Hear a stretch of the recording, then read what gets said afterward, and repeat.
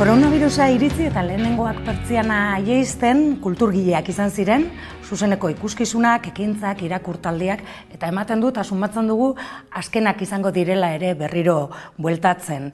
Gogor korpatu du krisiak kulturgileoi eta gaurkoan Lutxo Egia idazlea gonbidatu dugu solasaldi honetara. Argi ikusi dugu, birusak gogor kolpatu duela kultura, guntzinaka ireki dira, liburu dendak, baita ere argitalpen berrien berri ere izaten ari gara azken bolada honetan, baina zuzeneko emanaldiak azkenengoak izango direla uste dugu. Zein ahul ikusten dugu gure sistema, orain? Ikusten dugu eta ikusten genuen. Pandemiak alde batetik erakutsi digu uste baino ahulagoak garela. Hau izan da alako reality bat, bizi izan gara, batez eritzialdian reality batean, eta hau da laborategi sozial bat. Eta agian lehen oharkabean pasatzen zitzaizkigun gauza batzuei buruz ohartu gara edo gehiago ohartu gara, ezta? Eta haietako bat da, hain zuzen ere, kulturaren egoera, sistemaren egoera, baina hori bazegoen. Oain esan gehiake, irudi bat jartzegatik, area arloju bati buelta eman diogu, eta area oain beste modu batean jausten da, baina area da bat eta bera, are pikor berdina dira. Hori ez da aldatu. Orduan, oain dago ikusgarritasun handiagoa. Sistema ahul dago? Sistema ahul zegoen, ondo ezik zegoen. Eta hor ere, nahi beste irudi jarri. Talde arriskua, edo teiatutik jausten diren itokinak, hori izan gure sistema, ahul zegoen. Sistema iraunkon baten falta geneukan, ez? Aipatu duzu batzuk ja dagoeneko ikusten genuela edo zenutela, baina orain oso agerian geratu da. Ez dagoela ondo helduta edo, ez? Bai, iraunkortasuna ne ustez oso importantea da gurea bezalako sistemetan, non dana estatusa, edapena, dana da txikia, eta dana kontra dago, ez da? Baina nik igual iraunkortasuna baino gehiago azpimarratuko nuke hauskortasuna edo sendotasuna, nahi duzun tokitatik hartuta. Orduan, agian galdera da, daukagun sistema indartsuagoa izan daiteke? Eta erantzuna da bai. Orduan, gero, nola egingo du hori edo nola egin daiteke hori? Pues bitxu, nik uste dut guk badaukagula menpekotasun handia administrazioarekiko. Administrazioa kontzeptu gisa, ez tokian toki daunean uneko administrazioa. Eta batzutan uste dut harreman ia edipiko bat daukagula. Orduan, administrazioa azken 40 urte hauetan bihurtu da, ekasik pornografikoa. Pornografikoa ulertuta teoria postpornografikoen aritik tiraka. Gaieten monstro bilakatu da. Produktorea dira bietan, gidoilaria, zuzendaria, aktorea, fotokolen jabe, transgresoria izan gura du, zensoria ere bada, noski, administrazioa. Hori da alako narziso bat, gero eta handiagoa bilakatu dena. Orduan, eta gu askotan, nik sensazioa dakat, transatlantiko horren ubera ibiltzen garela, kareletik kaka botatzen dute, eta gu gara kaka hori jaten dugun itsasarrainak. Orduan, sistema indartu behar da, baina nork indartu behar du? Administrazioak indartu behar du? Nik uste dut ezetz. Hain zuzen ere, alde... Geuk sortzaiek ez bakarrik, baizik eta gizarte osoak indartu beharko luke ez? Bai, nik uste dut sistema haula da, igual kontuan hartuta, nolakoa den gure hizkuntza, erabilera, ezagutza, estatusa, berez duen boterea, agian neurrikoa da, baina izatez haula da. Gu ez gara sistema gisa edo sektore gisa ez gara interlokutore baliagarri bat. Haula esaten dugunean, haula da, ez txikia izan daiteke, eta sendoa, ez, ere? Bai, Islandiakua txikia izango da, baina ziurrenik ez da haula izango. Gurea bai, gurea haula da. Orduan, hori nork osatu behar du hori? Nik uste dut, hori sektoretik edo sistema ditu nahi duzun bezala, berrosatu behar da, berrindartu behar da, guk pentsatu behar dugu kultura, nola eta bar, Eta orduan, indartu einean, agian bilakatuko gara nor administrazioara jotzeko, baina nik uste hori geuk konpondu behar degula. Hautsenean ibili zara urte askotan, ez? Beraz, ezagutzen dituzu gure sortzaileak, ez? Urtetan, aurkezpen horietan, edo horiek antolatzen eta koordinatzen beste lagun batzuetekin ibili zara. Panorama beltza ikusten duzu, Durango izaten delako, ez? Edo hautsenea bera izaten delako, ez? Hor egiten dugun argazki erraldoi hori egun batzuetan, panorama beltza hortik aurkezpenak egiten egiten diren kulturgile horientzat? Pues behitxu, nik ikusten dut, edo lehen bezain baltz, edo lehen bezain gris, ez dakitzelan esan. Netzako gauzak ez dira pandemiarekin zertxo ere aldatu. Lehen bat zegoen ja egoera eta gaina, uste dut, gu geu sortzaileok aize amore ematekoa gara. Jarriko dut adibide bat, pixka bat muturreko eta tokiz kanpokoa. Gu ez gara metalarloko beharginak. Baina sortzaileak, eta jaz dinot bakarrik sistemako eragile guztiak, ez da? Baina batez ere sortzaileak. Sortzaileak dituzten baldintza ekonomikoak, baldintza profesionalak. Hori gertatuko balitz, demagun metalean, kaleak zuak hartuta egongo liatek ez da. Ordan, guk igual badaukagu handicap bat, eta da, egitura hori ahula dala. Bai, badago sistema bat, badaude sare batzuk, badaude harreman batzuk, eta egitura egiazkoa da, bai. Eta gaina, tardofankismoan jarrita. Ordan, baina, eta handicap horren baitan, esan genezake, eta horrek bihurtzen gaitu ere ahul, sortzaile giza, ez garela profesionalak, oso profesional gutxi daude, eta gero behar bada gurea denean, badago taldearekiko erretzelo bat. Ez dakit. Hori botatzen dut. Orduan, sortzailea da unibertso simboliko eta ideologiko horren euslea. Baina aldi berean ere da zaurgarriena. Eta sortzaile giza onartzen ditugu gauza batzuk, beste dozeinek onartuko ez lituzkenak. Orduan, nik uste hori aldatu behar da, baina geuk aldarazi behar dugu. Carmiño Úbedak, txap aldizkari honetan bertan zioen, euskalgintza dagoen tokian ere, euskalgintza eta kulturen artean ez dagoela mugarik, ez? Berak ikusten du, biak bat datozela, ez? Hizkuntza gutxitua dela gurea, eta horregaitik ez duela mugarik ikusten, kultura eta euskalgintzaren inguruan. Bai, oso ados, hor badago, bai, ez dakit, arlo ez berdin bidi balira, holako mugalde bat oso lausua, eta egia esateko dana hartzen duena, ez da?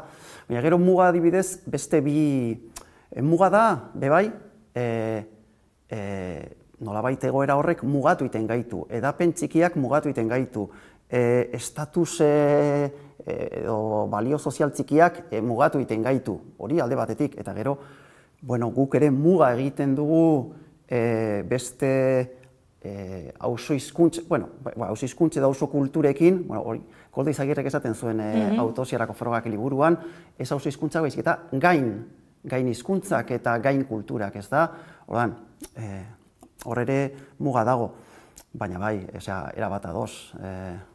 Gurea zelebrekeria da, zuk hartzen dituzu hedabide nagusiak eta gure kultura beti oso lotua, ez dakit euskalgintzari, baina da bitzikeria, zelebrekeria, eta urte asko joan dira eta hortik ezin atera.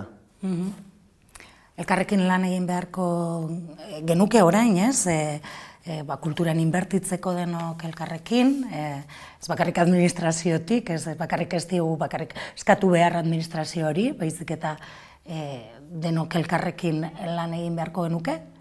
Bai, nik, ez dut, nik bi aukera ikusten, bai, ezinbesteko ikusten dut, eta gainera, bi aukera posible. Bat izango litzateke, eta badak saiakerak egon direla, sortzea, ez dakit zelan deitu, kulturaren elkartea edo kulturaren sindikatua, el sindikato del crimen, ez da, hori, halako egitura oso potente bat sistema ordezkatu, eta jakinda sisteman 11 geruza txiki daudela, eta interes, eta bai, ez da, baina, halako, ez dakit, eta izpilua, agian izan liteke bertsozale elkartean, nik uste dut elkarteen artean potentena da, profesionaltasuna, amateurismoa, ondo lotzen ditu, zaleak, bebai.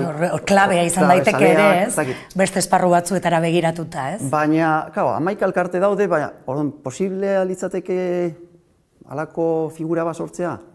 Agian nekez. Ze badaude ja batzuk.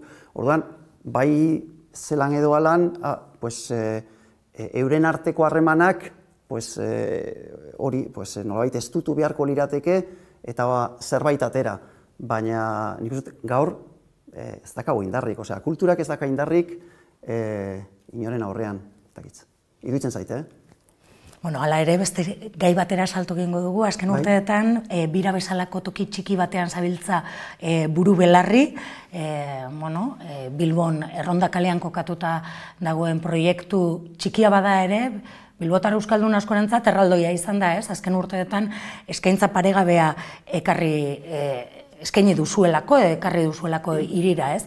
Leku txiki horiek izan daitezke, orain datorrenari erantzuna emateko, bastakit, soluzioa edo, ez dakit. Bira bezalako, gaztetxe, auzo elkarten leku txiki horiek, emankizunak egiteko edo. Bai, biztan da, ez da. Proiektu txiki horien tokian toki, ekarpena ikaragarria da. Eta, normalean gutxietzi egiten dugu. Dirua, arloko jendearentzat nondik atatzen da, normalean administraziotik. Direla jaiak, direla udal ekipamentuetan antolatutako, hori ondo ordaintzen da. Baina, gero nik esango nuke harremanak, egiazko harremanak, nor sortzen diren, jendearen eta sortzaileen artean, sinergiak, elkarlanak, zeinek sortzen ditu espazio simbolikoak, hori gertatzen da auzo bateko edo herri bateko proiektu, holako proiektu txiki baten, beti jende, kulturako jendearen gandik atatzen dana, ez da, bira proiektu txiki bada, bere ekarpen txikia egiten du auzoan, hirian, kulturan, hori besterik ez da, baina oso denbora gitzian, guk zabaldu genunean, han ez zegoen taberna bat, eta ezkena toki oso kutre bat, birak ez daka ekipamentu on bat, ekipo on bat, ez da, baina gero, zu hori bazoaz betetzen, eta betetzen duzu jendearekin, harremanekin, oso denbora gitzian, kalea piztu da, eta hor espazio simboliko bat sortzen da, bertso erronda sortu da kalean, alde zarrean, ikusten dituzu, Euskaltzaindia, Gaztetxe edo Kafe Barbilou bezalako eragile ezberdinak elkarlanean antzerki jardunaldi batzuk antolatzeko. Akustikoak, Ondarruko apaiurekin edo Iruñeko katakarrekin. Kaskagorrian behin egiten du kontzertu bat. Irakurtaldiak ere, liburuen aurkezpenak. Orduan, berez hori badoa betetzen, eta hori da sozer magmatikoa, magma bat dago horrez da. Eta orduan, guk ekonomia betiko dugu kontra, baina funtzionatzen badu, ezan nahi du, norantza egokian ari garela. Konfinamenduan ere idazten ibili zara, antzerki bat idatzi duzu, ez? Oparoa izan da itxialdia, ez dakit, ez? Bai, nik gogor jo ninduen bitxoak, koronavirusak, eta egia esateko lehendabiziko astean sukarraldi latz baten egon nintzen, hil egiten nintzen, eskako txartean. Baina ja bigarren astean, berrogei aldian, batean, beste sukarraldi baten sartu nintzen, eta 2-3 egunetan, kasu honetan humorezko bakarrizketa bat idatzi nuen, gaina nahiko luzea, eta gaina bidali nizuen. Eta gero amaitu behar nuen gidoi bat, zine gidoi bat, eta gero, orduan, sorkuntza misterio bat da, batzutan ez dakazu edo gogorik, eta batean sartzen zara, barne sukar batek hartzen zaitxu, eta agertzen zaizkizu personaiak, eta egoera dramatikoak, edo egoera barregarriak, eta hori karagarria da. Ala ere jesarri egin behar da lanera, ez? Bai, ni hoian nengoen, hori, bai, 23 egun hoean. Gogor, baina, probestu dituzu lan egiteko ere. Bai. eta pelikulak ikusteko, eta bizi nintzen de puta madre. Osea, jana ekartzen zidaten. Bueno, gogora ere ekarri nahi dugu, solasalditxo honetan, transituak zure performance ura, 2015an eginekoa hilabetez, ez, gaztelanialde batera utzi, alboratu, eta euskara hutsez jardun zenuen Bilbon, 2020an gaude, eta arrastu handia itxi zuen performance horrek, berez egin zenuenean ere, jende asko jarri zen begira, zure ekintza horri begira. Nola gogoratzen duzu ekintza hura? Behitxu, hasi horretik pixka bat, enekien egurtuko ninduten, euskal egintzakoek egurtuko ninduten, zozer fribola egitea gaitzik, ez da, baina azkenean, hau da, arte ekintza bat, amiltze bat, ez da. Eta, bueno, pues, gogoratzet hori izan zen, nolabait, euskaldunaren esperientzia performatiboa. Sortu nuen subjektu teoriko bat, subjektu hori gai izan 24 orduz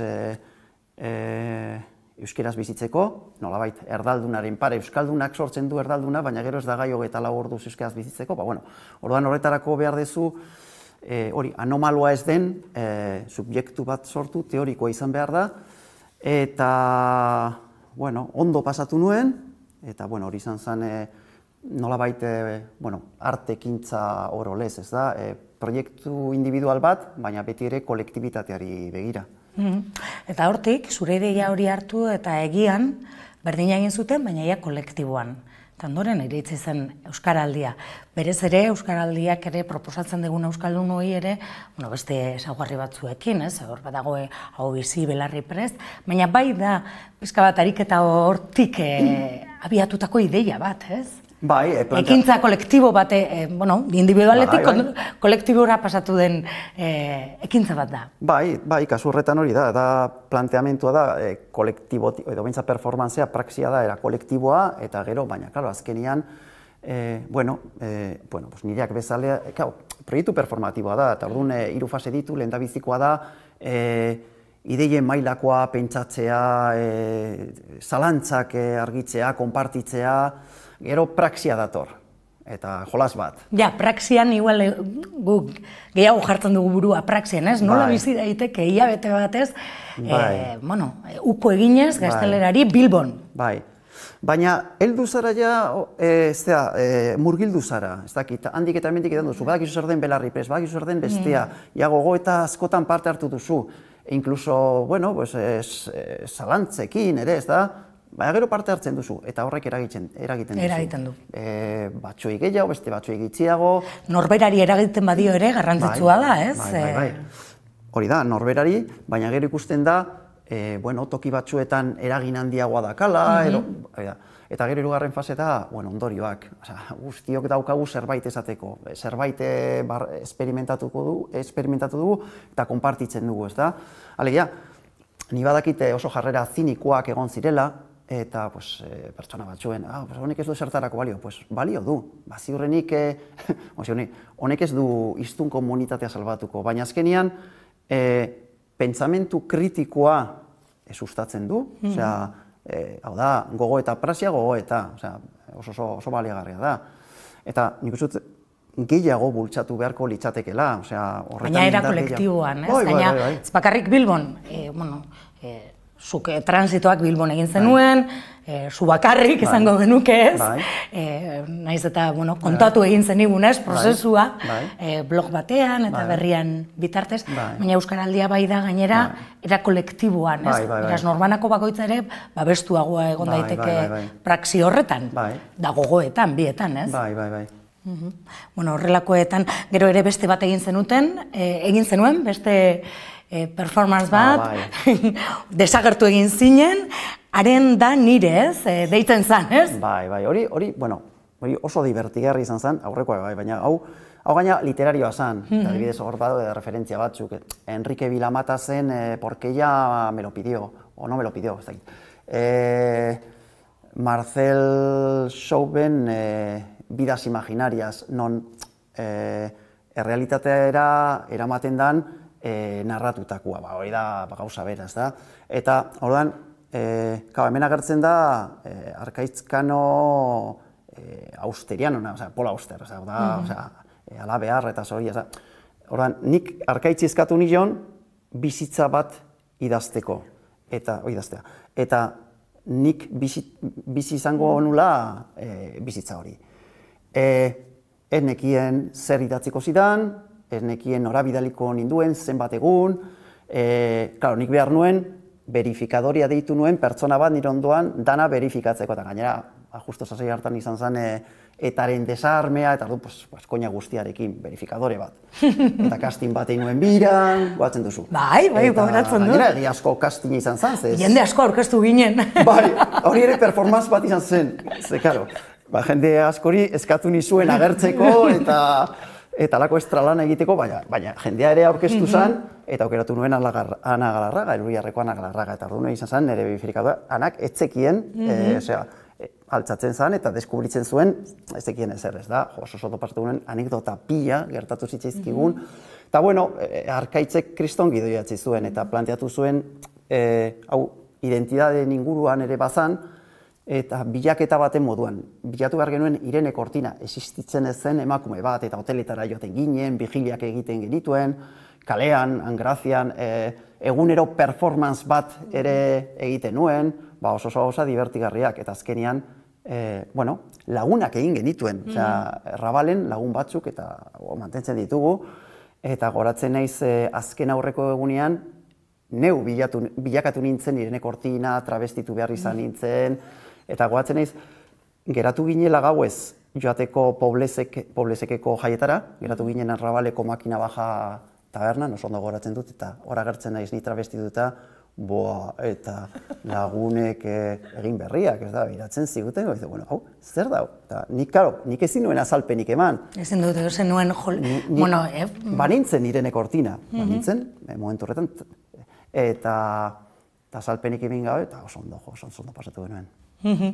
Bueno, beste gai bati salto eginez, zineman ere basabiltza, ez?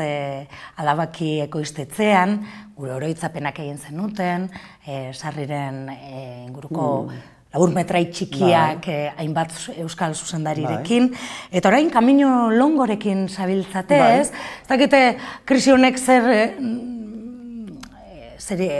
oztopatu duen lana, edo hortxe bukatzen ari zineten, ez? Bai, oztopatu du, uste dute zinea ere. Askotan, birutzen zaite, zineari buruz gitxitan hitz egiten dugula, beti musika, beti literatura, beti zerkia, zinea, agian beti alde batera geratzen zaigu. Eta egia da, pandemiak ere eragin du. Geldituta egon dira, ez, dena. Bai, baldintzatzen du. Hau da, proiektu dokumental bat, Josu Martínez, Etxaberlarreategi eta Ibai Castrorena, orain dela 10 urte egin zuten Sagarren denbora, doku hartan jasotzen zuten Alfonso Etxegarai Euskal Deportatuaren bizitza, Sao Tomen deportatua, eta Cristian Etxaluzen bien bizitza, harremanak, eta 11 ertz islatzen ziren, egoera politikoa, deportazioa, 10 urte joan dira, ez du kontatuko ezer. Ez dut spoiler egingo. Ikusi nahi dugu, ez? 10 urte joan dira, gauzak aldatu dira, zentsu guztietan, eurentzat, politikan, eta orduan, egoki ikusi zuten berriro elkartzea hirurak, eta gainera, Josurekin, esan duzu, ez da, Adabaki ekoiztetxe txikian gaude, eta Josu ere badago beste ekoiztetxe baten iparraldean, Baigorrin, iparraldean, zehazki Baigorrin, Gaztibeltzan, eta gauzak egite ditugu elkarrekin. Josurekin hainbat korto, orain ere, beste Josurekin korto bat daukagu egiteko. Beraz, basabiltzate, Kamino Longo bukatzen egongo da, ez? Edo hortxe? Bai, ari gara. Orain, bukatzen. Eta beste proiekturen batean zinemari dagokionez orain, galdetzen dizut. Basabiltzate ere? Ez, Josurekin ari gara, beste, korto batekin, baina, oraindik eta proiektua da. Proiektua. Bai, grabatu gabe dago eta dana. Eta, bueno, lehen esan dizut, NV gidoi bat idatzi dut, eta nahiko genuke egin lehendabiziko largoa. Baina, karo, orain... Gure oroitzapenak luzeatzelako, baina, bueno, aldi berean labur asko, ez, esango genuke. 12 labur, elkargu basa, baina nahiko genuke fikziozko largo bat egin, baina, ezke nahi izatetik, oain, oso komplikatu da largo bat egitea, ez dakit batez ere, gu bezalako ekoiztetxe txiki bat entzat, ez da? Odan, bertiko pixka bat ematen du eta, baina, bueno, guazen poliki. Hor dago batea irekita, ez? Bai, zikena da. Bueno, horren zain geratuko gara, ez? Luze horren zain. Bueno, ez dakit. Iritsiko da, agian, ez? Lehenago kaminolongo. Iritsiko alda. Kaminolongo iritsiko da, ez? Lehenago, ez? Hori bai, ez? Bai, hori bidean dago, bai. Bidean dago. Lutxo, egia plazar bat izan da zurekin solasean aritzea. Nirea, plazarra, eskerrik asko. Hurrengo batera arte. Bai, hurrengo arte. Gaurkotasuneko gaiak poltsikoan. Aldizkaria ostiralero doan eskuko telefonoan eta tabletan. Deskargatu aplikazioa. Egin txap. Irakurri, ukitu, ikusi, entzun.